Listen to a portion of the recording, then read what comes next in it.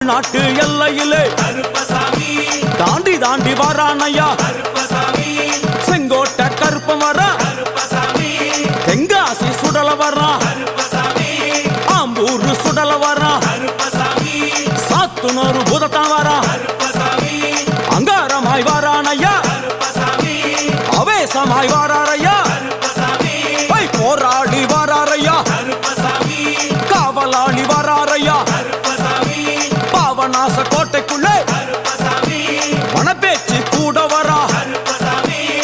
தேவர்கள் மலர் சொரியும் சொரிமுத்து ஐயனார் கோயில் வந்து இறங்கிய எம்பெருமான் கருப்பன் யார் யாரை வணங்குகிறார் என்று கேட்டால் என்னன்னா சட்டநாதா